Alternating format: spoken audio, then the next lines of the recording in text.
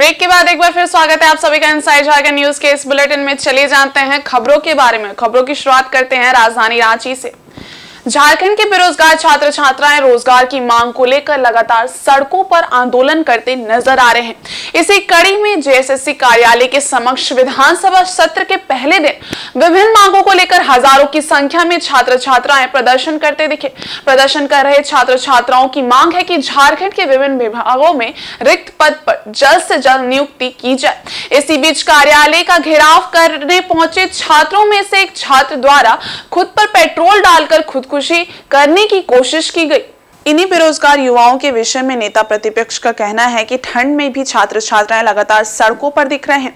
अभी विगत दिनों जेएसएससी की नियुक्ति को रद्द कर दिया गया था, जिसे लेकर युवाओं में खास आंतरिक आक्रोश भी है। झारखंड सरकार इन सभी विषयों पर बेरोजगार युवाओं को लगातार छलावा देने का काम कर रही है। जो नियुक्तियां रद्द हुई हैं उस विषय में झारखंड सरकार को युवाओं के सामने कारण स्पष्टीकरण करते हुए इसे सार्वजनिक करना चाहिए।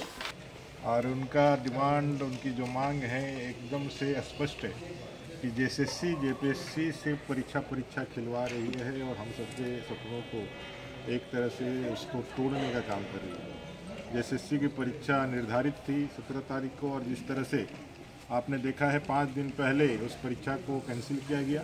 और जब छात्र इस सारे मामलों को लेकर के और जब अपने माननीय विधायकगण जब इस मामले को लेकर के मुखर होने लगे तो उसने आनन फानन में एक डेट घोषित करी और वो डेट क्लैश कर गई है जेपीएससी के एग्ज़ाम के साथ। जेपीएससी बैकलॉग की जो एग्ज़ाम है उसके साथ तो क्लैश कर गया। अब एक बच्चा दोनों ही एग्ज़ाम के लिए जो अपने को तैयार कर रहा था और जिसके लिए उन्होंने फॉर्म अप्लाई किया था उसके साथ अवसर की भी अब कमी सामने महसूस हो रही, अवसर भी छीन लिया गया है। तो ये साफ दिख रहा है कि जेएसएससी जो है वो जो बहाना बना करके एग्ज़ाम को कैंसिल की कि भाई जो एजेंसी है उसने परीक्षा लेने में असमर्थता जाहिर की है। तो ये असमर्थता कौन सी असमर्थता है? जब आप एजेंसी को सिर्फ इसलिए काम देते हैं कि उसको एग्ज़ाम ही कंडक्ट करना है, वो विशेषज्ञ है, उसमें विशेषज्ञता प्राप्त है, उसको अनुभव है, तब आप उसका चयन करते हैं तो उसका इस तरह से जवाब देने का कोई तुक नहीं बनता है। वो जेएसएससी से आप ये जवाब लेने का काम कर रहे हैं या जेएसएससी दे रहा है? अगर दे रहा है तो इसका मतलब निश्चित रूप से जो झारखंड के अंदर भ्रष्टाचार चरम पर है, कटमनी कमीशन खोरी चरम पर है। जेएसएससी ने भी क्या कमीशन लेकर के उस एजेंसी को यह काम दिया था क्या?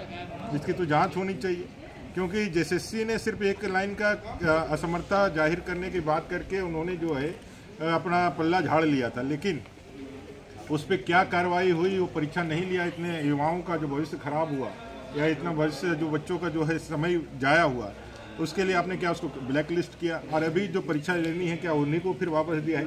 ये सारे ऐसे विषय हैं जिसका जवाब सरकार को देना चाहिए, जनता को भी और अपने छात्रों को भी। बताते चले कि अपने आप पर पेट्रोल डालकर छात्र खुद को आग के हवाले करने की धमकी दे रहा था, लेकिन मौके पर मौजूद पुलिस कर्मियों ने छात्र को हिरासत में ले लिया। वहीं छात्र को हिरासत में लिए जाने के बाद बाकी अन्य छात्रों में आक्रोश का माहौल है। वहीं झारखंड विधानसभा के शीतकालीन सत्र के पहले दिन सदन के बाहर भाजपा विधायकों को प्रदर्शन करते हुए देखा गया। धीरज साहू केस कांड मामले को लेकर सभी ने सीबीआई जांच की मांग करते हुए सरकार के खिलाफ प्रदर्शन किया। अगर सदन के अंदर की कार्रवाई की बात की जाए तो शांतिपूर्ण तरीके से विधानसभा अध्यक्ष के द्वारा राज्यपाल द्वारा भेजे गए संदेश को पढ़ा गया। उन्होंने 1932 आधारित विधेयक में जताई गई आपत्ति को पढ़ा। उसके बाद शोक प्रस्ताव पढ़ा गया। विधानसभा अध्यक्ष के बाद मुख्यमंत्री हेमंत सोरेन ने शोक प्रस्ताव पढ़ा। उसके बाद नेता प्रतिपक्ष, संसदीय कार्य मंत्री समेत कई विधानसभा सदस्यों ने भी शोक प्रस्ताव को पढ़ा। साथ ही स्थानीयता के मुद्दे पर नेता प्रतिपक्ष ने कहा कि स्थानीयता का जो बिल वर्तमान राज्य सरकार के द्वारा लाया गया है, इसमें काफी खामी देखी जा रही है और इस बिल को लेकर राज्य सरकार को पूरे तरीके से सचेत होना चाहिए, न कि इसे केंद्र सरकार के पाले में फेंका जाना चाहिए। राज्यपाल के द्वारा लौटाए गए स्थानीयता के बिल को राज्यवासियों के हित को ध्यान में रखते हुए एक बार फिर से संशोधित कर संविधान संवत बनाते हुए अमली जामा पहनाना चाहिए। बिल है स्थानीय नीति को लेकर के, जिसमें उन्होंने कई एक बिंदु जो भारत के अटॉर्नी जनरल के मार्गदर्शन के बाद, उनके परामर्श के बाद जो रेज किया है उसमें स्थानीयता को परिभाषित करने का जो इन्होंने जो काम किया है, उसमें कुछ कुछ लेगुना जो हम लोग उस समय भी कह रहे थे कि यह जो सरकार की जो लाई गई बिल है, ये साफ मंशा से लाई गई बिल नहीं प्रतीत होती है। इसमें कई एक ऐसे विषय स्थापित हैं जो संविधान के माध्यम से जो हो फंसने का काम करे। दूसरा, ये हमारा हमेशा से रहा है कि भाई ये नियोजन पूरी तरह से राज्य सरकार का विषय है। इसको केंद्र सरकार के पाले में फेंक करके अपना काम जो है ख़त्म करने का जो प्रयास ये सरकार कर रही है, अपने महती दायित्व से जो भागने की कोशिश कर रही है, वो कहीं से उचित नहीं है, क्योंकि ये पूरी तरह से राज्य सूची का विषय है, ना समवर्ती सूची का है, ना केंद्रीय सूची का है। तो इस लिहाज से इस यहाँ के स्थानीय लोगों को नौकरी मिले, थर्ड और फोर्थ क्लास में 100% रिजर्वेशन के साथ नौकरी मिले, जैसे अभी तक हम लोगों ने करके रखा था पिछले गवर्नमेंट में। इस दृष्टिकोण से इस जो सबमिशन है, उस सबमिशन को तो इसमें बहुत एक चिंता का विषय है कि कहीं ना कहीं डेमोग्राफी चेंज करने वाले लोग अपने इस पावर का दुरुपयोग करके बांग्लादेशी मुस्लिम घुसपैठियों को यहाँ के स्थानीयता का नागरिकता देख करके इस झारखंड के संसाधनों पर और झारखंडियों के हक और अधिकार को लूटने का काम करेंगे। इन सारे विषयों को गंभीरतापूर्वक विचार करने के बाद इस सरकार को इस 1932 का जो खतियान या जो अपने स्थानीय नेता को नीति परिभाषित करने के लिए जो खतियान लेकर के आए हैं, जो राज्यपाल ने जो लौटाया है, उसको ध्यान में रख के संविधान सम्मत बनाते हुए कोल्हान के उन लोगों के भी विचार को ध्यान में रखते हैं जो 1964 में जहां सर्वे हुआ है, और खतियान आधारित जो हम लोग नियोजन नीति का जो बात कर रहे हैं, उस पर अमली जमा पहना करके सरकार लेकर के आए, ऐसा हम सबको उम्मीद है। वहीं राजधानी रांची के हॉटबार स्थित बत्तख प्रजनन प्रक्षेत्र एवं हरा चारा अजोला शेड का उद्घाटन राज्य के कृषि मंत्री के द्वारा किया गया। उद्घाटन के उपरांत प्रक्षेत्र का भ्रमण कर निरीक्षण एवं व्यवस्था का जायजा कृषि मंत्री के द्वारा लिया गया। इस अवसर पर संबंधित विभाग के पदाधिकारी भी उपस्थित रहे। मौके पर कृषि और पशुपालन मंत्री ने कहा कि राज्य को मुर्गी और बतख पालन के क्षेत्र में ये एक मॉडल प्रजनन केंद्र बनेगा। पोल्ट्री और बकरी इस दोनों क्षेत्र में आगे ले जाने के लिए हमारे डायरेक्टर आदित्य रंजन जी, जिनकी क्रिएटिविटी ने इस जो प्रोजेक्ट है, जो कि काफ़ी लंबे समय से वेटिंग था कि कब इसका फलाफल निकलेगा, आज इसका उद्घाटन हो रहा है। और यहाँ आप देखेंगे आने वाले दिनों में 3 महीने के अंदर कि अंडा उत्पादन के क्षेत्र में मुर्गी और बत्तख दोनों, और साथ ही मीट, एक ये मॉडल प्रजनन केंद्र बनेगा।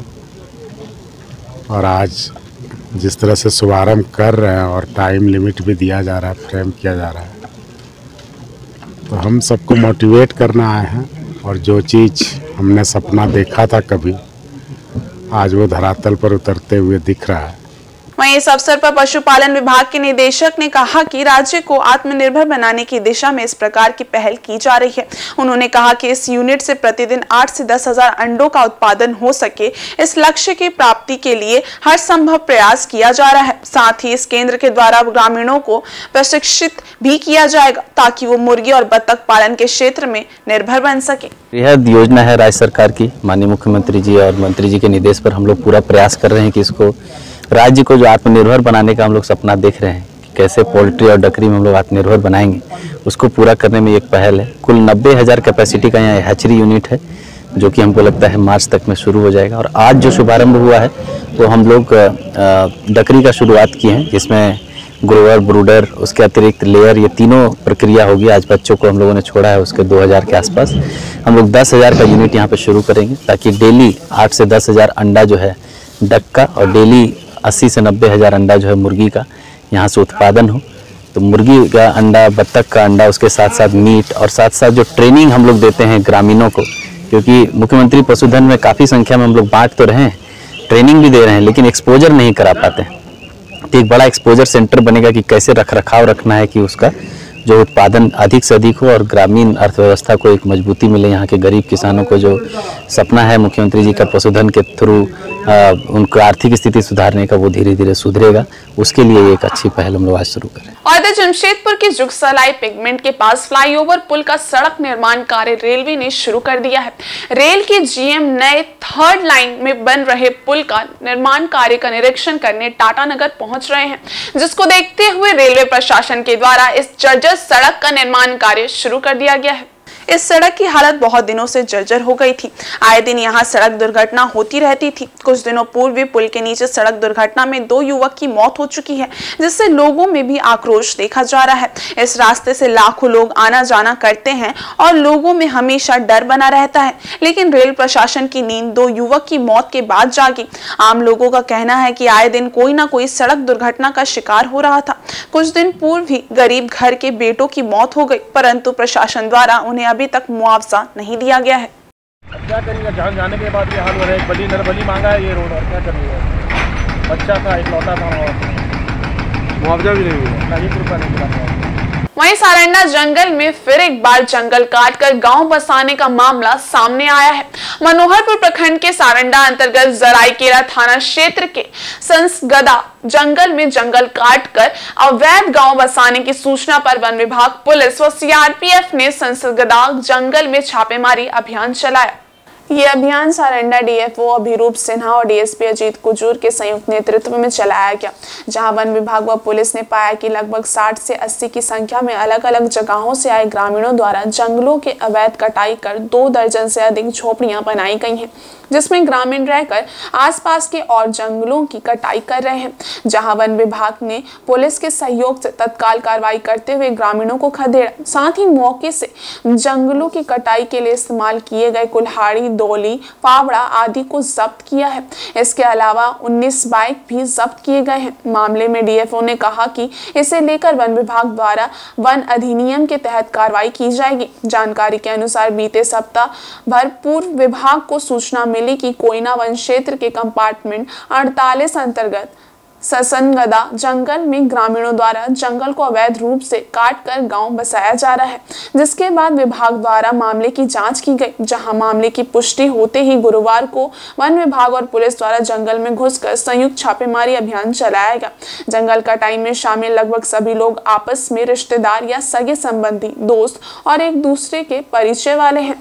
बताया जाता है कि गाँव बसने से पहले रास्ता बनाया गया, फिर जंगल के बेशकीमती पेड़ों को काटकर झोपड़ी बनाए। ग्रामीणों द्वारा इस तरह से अवैध रूप से जंगल काटकर घर बनाने की शुरुआत वर्ष 2019 में शुरू की गई थी। वर्ष 2019-20 में ग्रामीणों द्वारा पहले यहां आकर रास्ता बनाया गया था। इसके बाद वर्ष 2022 को लगभग 55 लोगों द्वारा वहां जंगल कटाई की जा रही थी। तब ये मामला पहली बार खुलकर सामने आया था। उस समय में विभाग व पुलिस द्वारा ग्रामीणों को सख्त चेतावनी देकर भगाया गया था। इसके बाद वर्ष 2022 के 6 जून में फिर एक बार घुसपैठ कर ग्रामीणों ने अवैध झोपड़ियां बनाने की तैयारी की। उस समय भी वन विभाग द्वारा वहां दबिश देकर छापेमारी की गई थी, जिसके बाद सभी लोग मौके से भाग गए।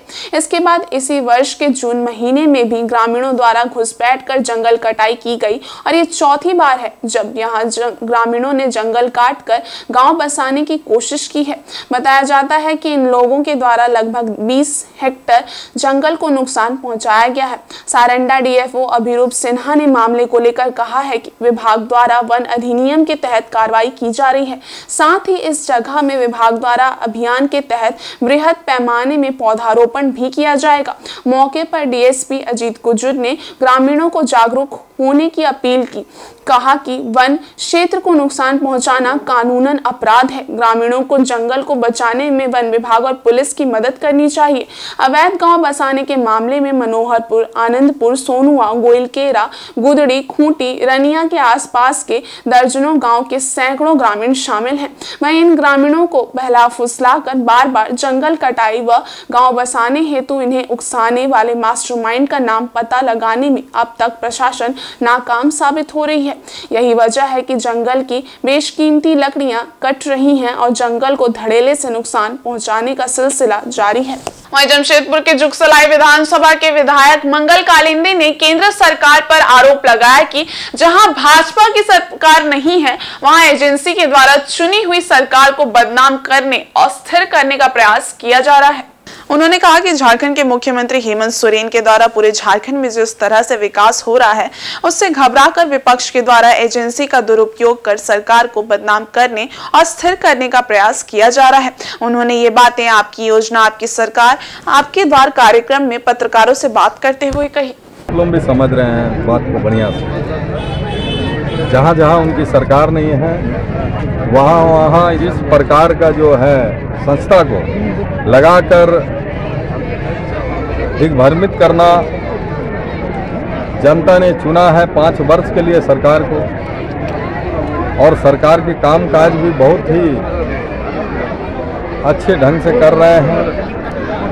और सबसे पहला बात तो ये चिंता का विषय, लोग कहते हैं कि आदिवासी मुख्यमंत्री राज्य को नहीं चला सकता है, लेकिन हमारे आदरणीय मुख्यमंत्री हेमंत सोरेन जी पूरे झारखंड में विकास को तेजी से आगे बढ़ाने का काम किया है। इससे लोग विचलित हो रहे हैं, और निश्चित रूप से ऐसे संस्था को लगाकर दिग्भ्रमित करना, परेशानी करना कि जनता का काम ना करे,